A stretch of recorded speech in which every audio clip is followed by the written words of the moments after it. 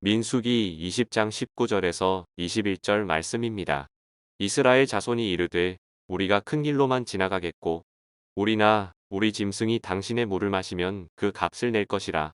우리가 도보로 지나갈 뿐인즉 아무 일도 없으리이다 하나 그는 이르되 너는 지나가지 못하리라 하고 에돔 왕이 많은 백성을 거느리고 나와서 강한 손으로 막으니 에돔 왕이 이같이 이스라엘이 그의 영토로 지나감을 용납하지 아니하므로 이스라엘이 그들에게서 돌이키니라. 아멘. 여러분 반갑습니다. 이번 주도 온가족 예배로 모인 여러분을 환영하고 축복합니다. 여러분은 혹시 가족이나 친한 친구로부터 서운한 대접을 받은 적이 있나요? 나는 선한 의도로 다가갔지만 상대방으로부터 좋지 않은 대접을 받게 된다면 아마 기분이 좋지 않을 거예요.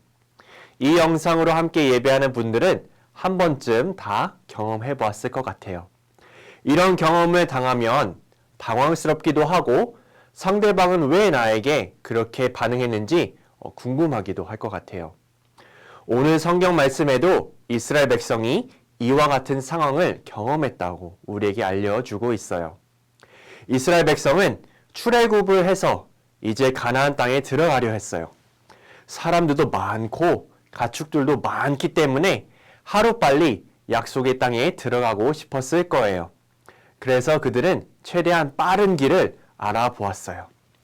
알아본 결과 에돔이라는 민족이 살고 있는 지역을 쭉 가로질러 가면 금방 목적지에 도착할 수 있다는 걸 알게 되었어요.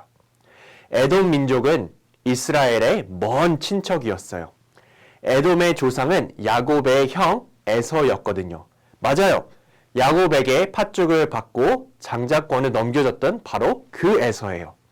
에서는 야곱과 화해를 한 뒤 에돔의 아버지가 되었어요. 반면에 야곱은 나중에 하나님과 씨름해서 이스라엘이라는 이름을 얻게 되었고 이후엔 애굽의 총리가 된 아들 요셉이 있는 곳으로 이사를 하게 되었죠. 이스라엘 백성은 긴 세월 애굽에 있다가 출애굽해서 다시 하나님이 보내신 땅으로 가는 길에 에서의 후손인 에돔 민족을 만났기에 일이 술술 풀릴 것으로 기대했을 수도 있어요. 그런데 이게 무슨 일일까요? 에돔 민족은 이스라엘 민족이 그들의 영토를 지나가지 못하게 했어요. 서로 싸우더라도 결코 이스라엘 민족을 통과시켜주지 못한다는 거예요. 이러한 상황에서 여러분이 이스라엘 민족이라고 하면 어떻게 했을 것 같나요?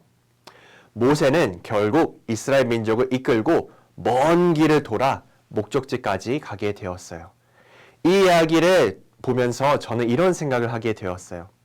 우리가 하나님의 백성으로 이 세상을 살아갈 때 우리가 기대하는 대로 인생이 풀리지 않을 수도 있다는 것이죠.